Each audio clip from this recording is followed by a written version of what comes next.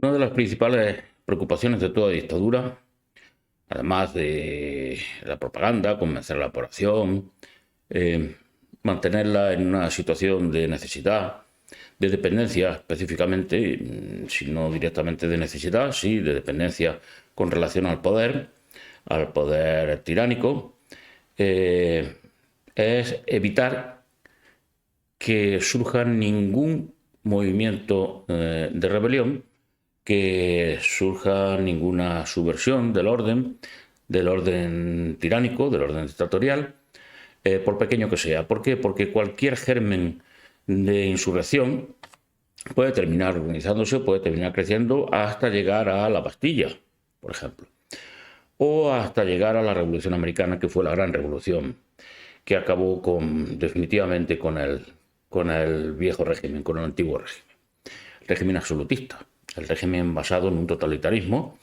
que es lo que caracteriza a todos los sistemas colectivistas. Bien, pues esta obsesión por evitar cualquier tipo de pequeña chispa que pueda desencadenar un incendio en la pradera, como decía el Mao, pues le lleva a establecer una censura férrea. Una censura férrea que intenta disfrazarse a sí misma para no parecer una censura. Claro, es que todo se basa en no dar la impresión de que se vive en un régimen totalitario, en una tiranía, en una dictadura.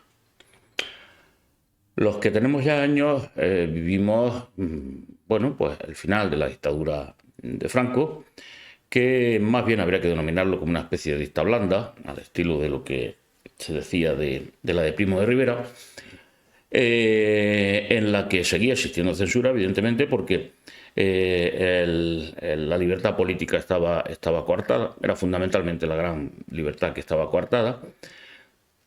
Y bueno, en aquella época asistíamos pues a los esfuerzos de muchas personas para burlar esa censura y poder transmitir mensajes que no eran acordes teóricamente con lo que la dictadura pretendía, pero que los colaban con mucho ingenio y también, todo hay que decirlo, con mucha ancha, mucha manga ancha, perdón, por parte de los censores, que en muchas ocasiones dejan pasar toda esta historia.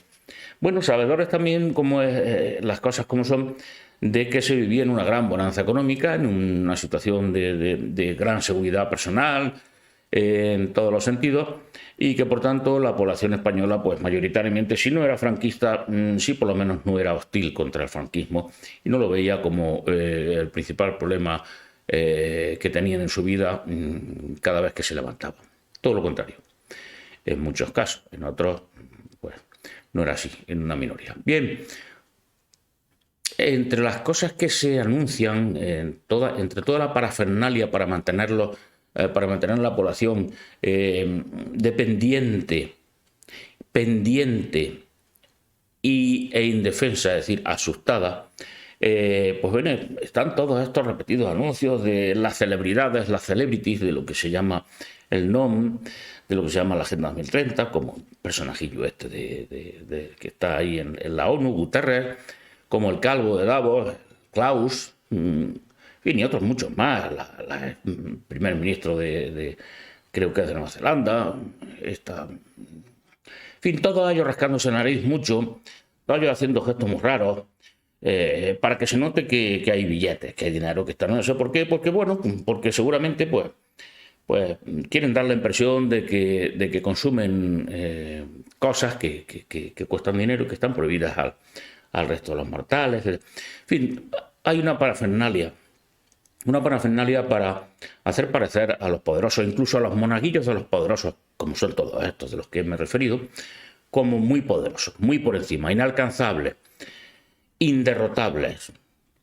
En la puerta de toda dictadura pone abandona toda esperanza. Cualquier resistencia que ofrezca será inútil. Y esto es lo que está haciendo exactamente. Y se está haciendo, pero esta fortaleza de la que quieren presumir, esa presunción de fortaleza, ese exceso de escenificación, esa apabullante demostración de poder mediático, de poder político no se manifiesta nunca en nada más que en cosas muy concretas, determinantes. Por ejemplo, el objetivo prioritario ahora mismo, con mucha diferencia, al menos de lo que es el colectivismo a este lado de la línea, de la nueva Guerra Fría, del nuevo muro, del nuevo telón de acero, es decir, en el occidente, ahora ya totalitario, antes libre, antes mundo libre, pues la obsesión que la ven con mucha simpatía los del otro lado del muro, los del el otro bloque colectivista de Oriente. La obsesión es terminar con la libertad y con la prosperidad y con el bienestar material del mundo europeo y el mundo europeizado. Esto explica, por ejemplo, lo que ya había anunciado yo en otros medios, en algunas entrevistas que me hicieron amigos y personas en fin, de mucha confianza en todos los sentidos, grandes amantes de la libertad, que tienen que moverse por canales en las redes sociales porque no hay acceso, está impedido todo acceso a los grandes medios de comunicación, toda dictadura. Pues ya decía que este 2024 se iba a caracterizar, lo más característico de 2024 iba a ser, independientemente de lo que luego ocurran otras cosas, iba a ser un agravamiento tremendo de la invasión migratoria sobre Europa y Estados Unidos. Esto está ocurriendo, sí, y es el principio, va a ir a más. Se va a ocultar, va a haber una especie de cortina de silencio en todo esto, las medios de comunicación están para esto, la censura en una dictadura está para esto.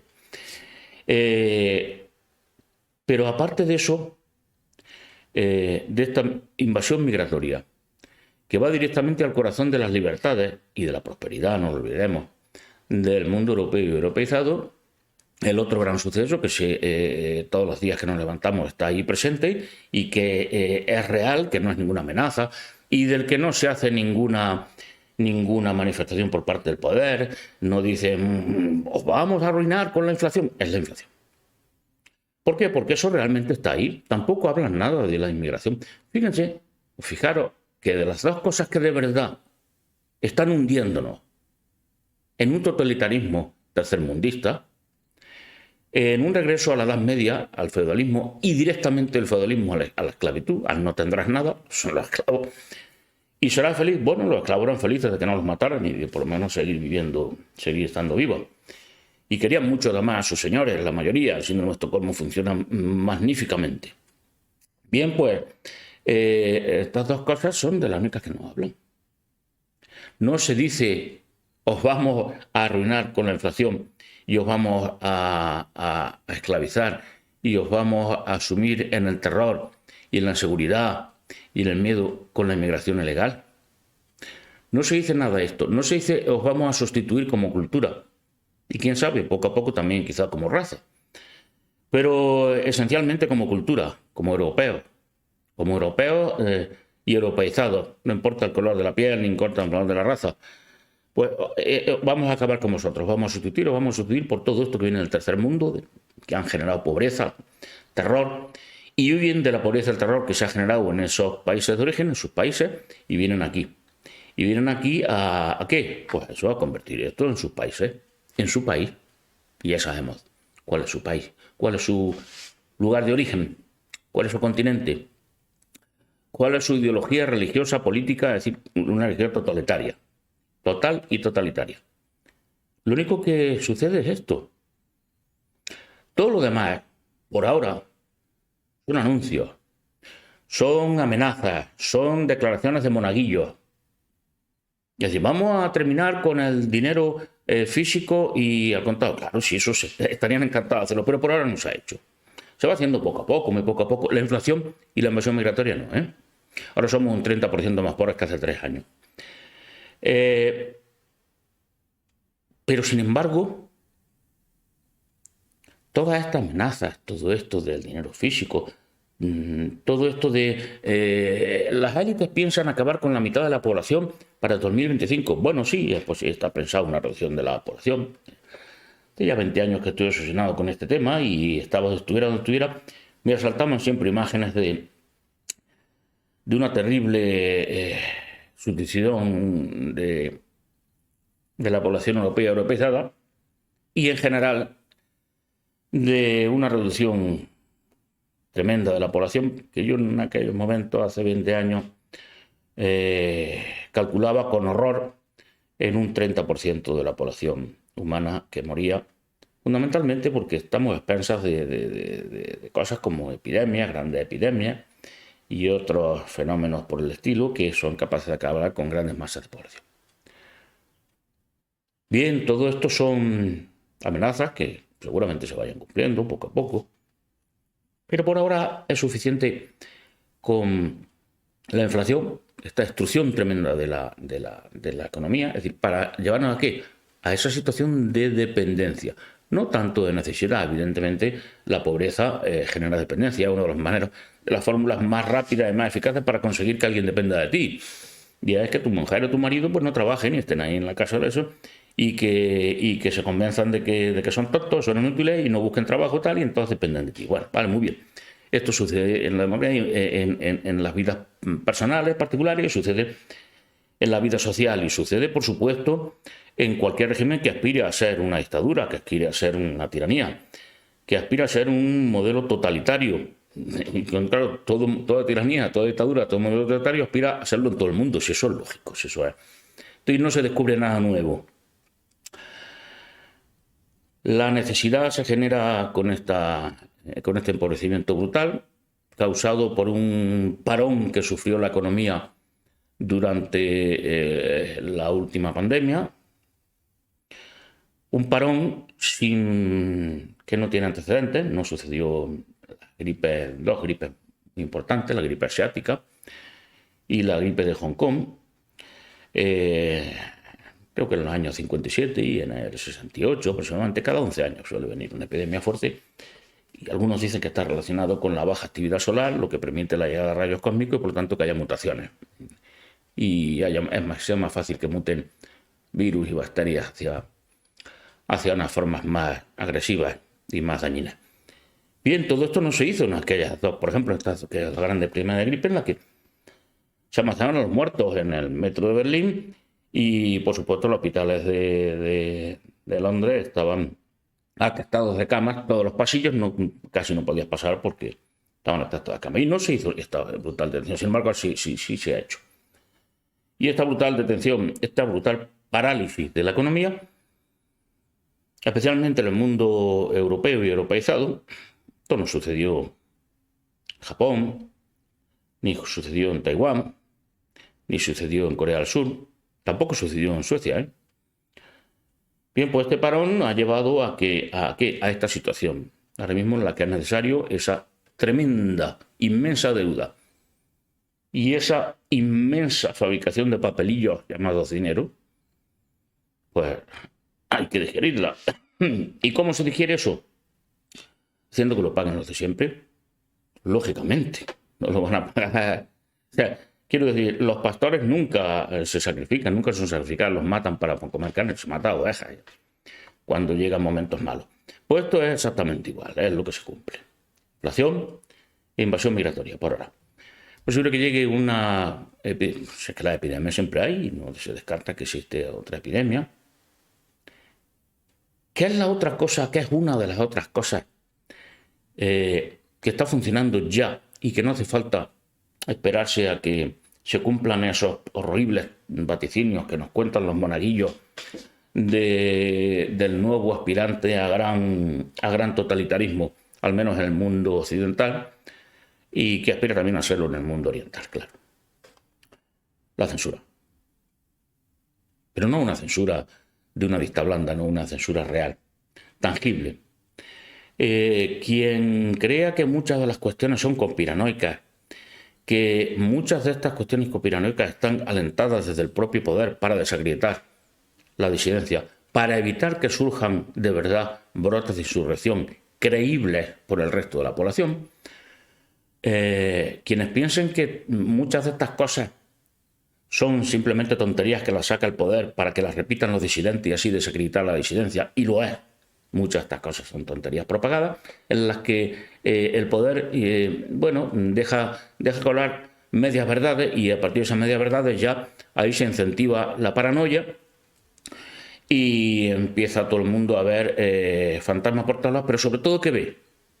Ve que aquello que intenta tapar el poder es cierto. Y no, es sencillamente que detrás de ese velo en el que se simula ocultar algo, algo terrible, algo real, algo que está ahí, que es lo que explica, por ejemplo, que llueva, que no llueva, que el sol salga por las mañanas o no salga, pues detrás de ese velo no hay nada. Y entonces cuando se ha hartado la disidencia, con muy buena fe y muy buena voluntad, de repetir que detrás del velo está la gran verdad, está el gran terror de oculto eso, el poder quita el velo y dice, veis, no hay nada. Y como lo otro igual, lo otro sí hay, algo terrible. La censura funciona. La censura está funcionando. Y es uno de los elementos clave para darse cuenta de que de verdad vivimos en una dictadura. Vivimos en un totalitarismo.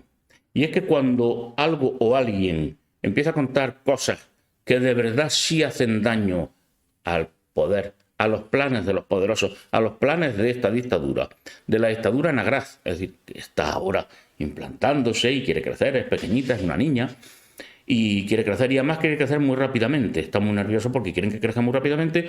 ¿Por qué? Pues porque, en fin, pueden ocurrir estas insurrecciones, puede aparecer un instante en el que un suceso, un incidente en el que se dé pie a que nazca una resistencia organizada, potente, feroz, y bueno, y toda esta estructura de propaganda, de mentiras, de media verdad en las que se sostienen otras las que se ocultan en las dictaduras, pues se puede venir abajo y entonces se ve de verdad el rostro ese de que no quieren que se vea. Hace poco el Calvo, muy poco, el Calvo, por ejemplo, de Davos, el monaguillo de Davos, ha salido acusando a los más de que, poco menos que es una especie de gran amenaza en las redes sociales para los planes de salvar el mundo. Las dictaduras se suelen cobijar bajo paraguas de grandes misiones, de tremendas misiones muy nobles, salvar el mundo, salvar a la humanidad, salvar tu alma.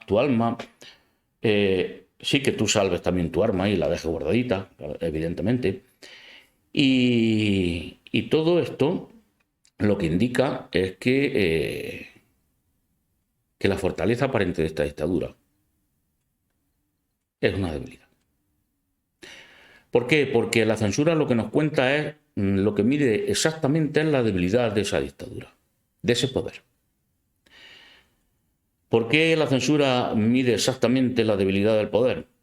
Porque cuanto más poderoso alguien, menos tiene que estirarse hacia arriba para parecer grande y fuerte. Lo es, todo el mundo. De hecho, el mecanismo de competencia dentro de la jerarquía de las sociedades de animales que viven en grupo y su sociedad se organiza jerárquicamente, uno de los mecanismos básicos, fundamentales de esas sociedades está en una cosa muy sencilla y endiabladamente eficaz. Es decir, los triunfos se potencian y los fracasos también. Si alguien triunfa y ha subido un escalafón, en realidad socialmente hay una especie de lupa que hace que parezca que sube 3 escalafones. Y por tanto que ese tipo no es solamente un poco más guapo, un poco más listo, un poco más fuerte, un poco más inteligente. No. Aparece con que es no una vez más fuerte, sino 3 veces más fuerte. Y el que fracasa le ocurre lo mismo. No aparenta que ha bajado un escaloncito, que es una vez solo más torpe, más débil, más feo. No. 3 veces más. Y esto lo ve así la sociedad en general y sobre todo lo ve así la sociedad en general y los individuos que bajan y suben, los que triunfan y los que fracasan, se ven a sí mismos así. ¿Por qué? Porque se trata de delimitar esta competencia entre esta lucha jerárquica para subir y ascender en el grupo social, porque si no la sociedad estaría todo el día de la gente peleándose ahí y esas sociedades serían muy ineficaces de cara al exterior y entonces serían derrotadas por otras sociedades que luchen lo mínimo y que rápidamente establezcan su jerarquía de su organización social y que la gente más o menos se contente ahí en esos puestos en los que está. Bien, esto explica el síndrome de Estocolmo, el que a los de muy arriba y nos tratan muy mal lo veamos bien, porque cuanto más poderosos sean, más fuertes, más nos peguen, con esa misma fuerza con la que nos pegan también son capaces de defendernos, ¿verdad? y hay sentimientos ambivalentes, etcétera, etcétera. Y es lo que hace que a los de arriba se les vea muchísimo más poderosos de lo que son en realidad. Y que los de abajo, los que están abajo, los que han sufrido reiterados fracasos, se ven a sí mismos como mucho más inútiles de lo que son en realidad, mucho más débiles de lo que son en realidad. Esto es más cuanto más ostentación se hace de eso. Y los de abajo, mucha gente hace ostentación de su debilidad, de su enfermito, no sé, no puedo. Y esto lo ve todo el mundo fuera y entonces se ceban contra ellos. ¿Por qué? Porque la sociedad va a intentar eliminar y que se vayan o que se mueran o que sean aquellos miembros del grupo, de la sociedad, que menos aportan a la sociedad, es decir, los que son más débiles, más inútiles. Y entonces pues va a haber una presión social muy fuerte en contra de estas personas que terminan suicidándose, terminan yéndose, terminan enfermando de verdad gravemente, muriéndose, etcétera, etcétera, etcétera. Esto lo ve la sociedad y también lo ven esos individuos. Conforme se comportan más como pobres desgraciados que no pueden nada, pues esto se retroalimenta y entonces son cada vez de verdad más enfermitos, más inútiles, más débiles. Y viceversa, al contrario, en el otro lado, los triunfadores se ven mucho más fuertes, mucho más. Llega un momento en que estos triunfadores se creen tan poderosos, mucho más poderosos, y se creen de verdad toda esta construcción social del poderoso. Y se ven que son 1000 veces más poderosos que cualquier otro y por lo tanto son intocables. Entonces se relajan, empiezan a hacer tonterías, empiezan a cometer brutalidades, empiezan a comportarse de una forma innecesariamente tiránica, cruel, déspota, y cometen errores. Y los errores llevan a que los que están inmediatamente abajo de ellos digan, voy a acabar contigo. La censura está para ampliar esta imagen y para impedir que llegue información real a la gente en general, e información creíble, por mínimamente creíble que sea. Y aunque crean que solamente unos pocos se van a dar cuenta de esa información y la van a utilizar, esos pocos pueden constituir lo que se llama un incidente. Un incidente de ala de mariposa. Es decir, un incidente que en las circunstancias adecuadas crezca exponencialmente, se multiplique exponencialmente. Y de repente, donde solamente había 5, 6, 20 tipos ahí unidos en una especie de grupillo rebelde, de repente aquello eclosiona y son miles y luego millones. La censura está para eso y la censura funciona. Se está aplicando en redes sociales, por supuesto en grandes medios de comunicación, y es lo que ahora se queja, de lo que ahora se queja el calvo de Davos con relación a Elon Musk, poco más o menos como poniéndolo como un paladín de la liberación, de la revolución, de muchas cosas. Independientemente de que esto sea así o no, en el caso de Elon Musk, que yo tengo algo más que grandes dudas al respecto, independientemente de que esto sea así, lo que está poniendo de relieve el monaguillo de Davos, que es la debilidad del poder. Está haciendo lo contrario de lo que tendría que hacer según esa mecánica simple y eficaz de la lucha jerárquica, de la organización dentro de un grupo social, en este caso de depredadores, o en la mayoría de los casos de depredadores, como somos los humanos. ¿Y qué está haciendo? Lo que está haciendo es aparentar y mostrando su debilidad, porque está diciendo, cuidado, a Elon Musk lo tememos. Cuidado, ahí hay algo peligroso.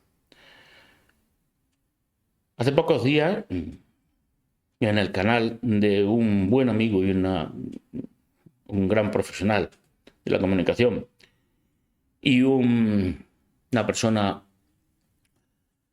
extraordinariamente comprometida con la libertad y con lo que de verdad es el ser humano, que el ser humano es una conciencia libre, todo lo demás es palabrería, todo lo demás es querer. Y no, yo defiendo la humanidad. Entonces le voy a decir ahora a los humanos, no, tú defiendes la humanidad, que es un concepto abstracto, no defiendes a cada uno de los humanos, no defiendes su libertad individual, quieres meterlos en un colectivo y ahí, metidos en ese colectivo, todos enlatados como sardinas, todos iguales, pues salva al colectivo. ¿Y qué quiere decir salva al colectivo? Que tú mandas en el colectivo, le dices al colectivo, a todos, por tanto, lo que tienen que pensar. Eso no es. Eso no es salvar a la humanidad, eso no es el humanismo. El humanismo es el de este gran amigo al que hace muy pocos días, sorprendente y sorpresivamente, le han intentado cerrar un canal en gran red de comunicación, sin aviso, sin decirle absolutamente nada. Se lo han desmonetarizado y ya no puede ganar con eso. Él, bueno, gran parte de sus ingresos provienen de su actividad en las redes sociales, su actividad como comunicador. ¿Y qué sucede? Pues que al final ha podido salvar ese canal, todavía tiene grandes dificultades, y lo ha podido salvar gracias a que ha eliminado una entrevista que había hecho hace poco tiempo. Una entrevista que había hecho hace poco tiempo y que ha tenido que quitar. Y al quitarla, al eliminarla, pues ya ha podido seguir con su canal. De lo cual me congratulo extraordinariamente. Si alguien intenta entrar en esa última entrevista, una entrevista que me hizo a mí y que ha publicado hace pocos días, te encuentras con que te dicen que el vídeo no está disponible y que el usuario que subió el vídeo lo ha retirado. Evidentemente lo ha retirado si quería seguir. Quiero decir, es la censura en su fórmula más sórdida posible.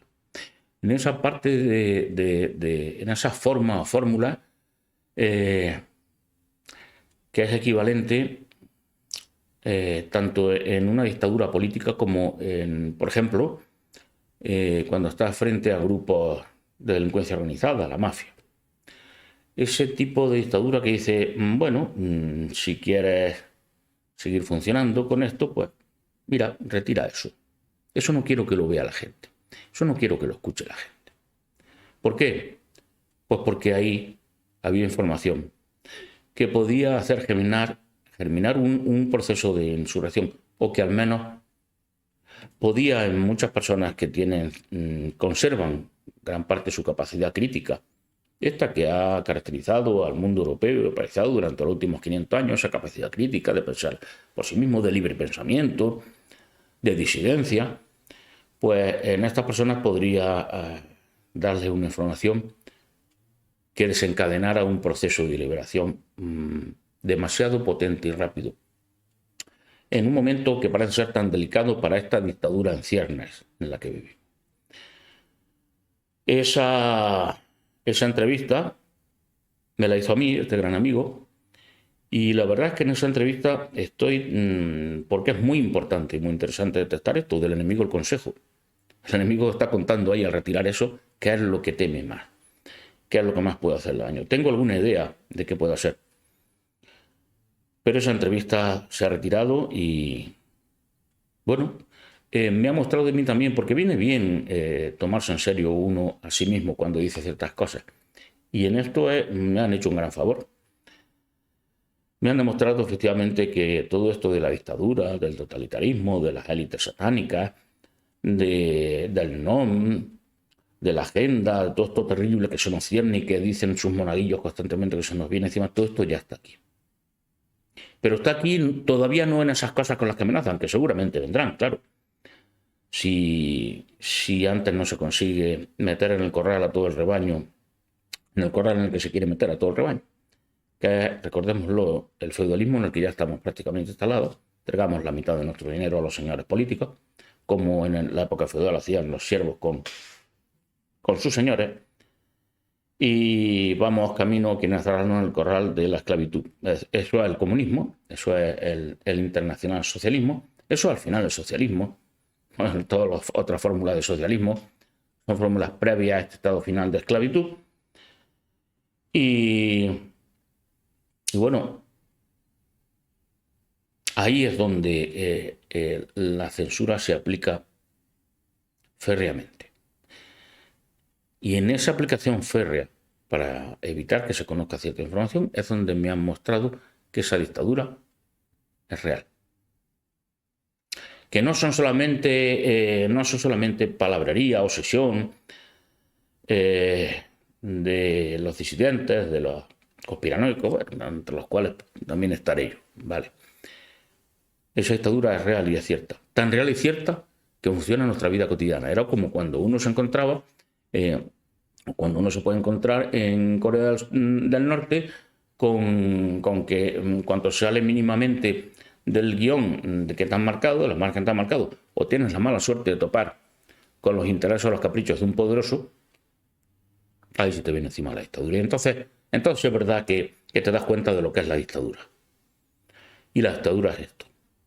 La dictadura está instalada porque está funcionando ya la censura, entre otras cosas, porque la inflación nos está llevando a un estado de necesidad en el cual nos hace dependientes, cada vez más dependientes del poder, y porque esa invasión migratoria, que va a ser brutal, que está siendo ya extraordinariamente potente, en niveles que nadie imaginaba antes, y que va a ser brutal, va a destruir todo lo que quedaba de esa estructura social de libertad y bienestar material que había en Europa y en el mundo europeizado. Existe la tiranía, existe ya, no es tan poderosa, están muy nerviosos y nosotros somos mucho más fuertes. Porque fijaros que cualquiera, y cuando digo cualquiera de nosotros, puede ponerla en jaque simplemente haciendo ¿qué? Siendo libre, contando nuestra visión, contando nuestra agenda. La dictadura existe y la dictadura nos muestra su debilidad. Ese enorme poder es ficticio. Es muy difícil llegar a creerlo. Pero cuando ves con qué facilidad se asustan, se ponen nerviosos e intentan que algo no se sepa, que no se cuenten ciertas cosas, es cuando te das cuenta de hasta qué punto son débiles. Porque los ves exactamente a tu nivel. Y a tu nivel ya están a tu nivel. Al alcance ¿de qué? De ti. Esa es la gran noticia de estos días. He experimentado en propia persona que están a nuestro alcance. Y por lo tanto, nuestra libertad y nuestro bienestar material está también a nuestro alcance. No sois tan poderosos. No lo tenéis tan fácil. Porque enfrente tenéis otra élite. Enfrente tenéis una minoría más numerosa que vosotros y tan fuertes cada uno de nosotros como vosotros.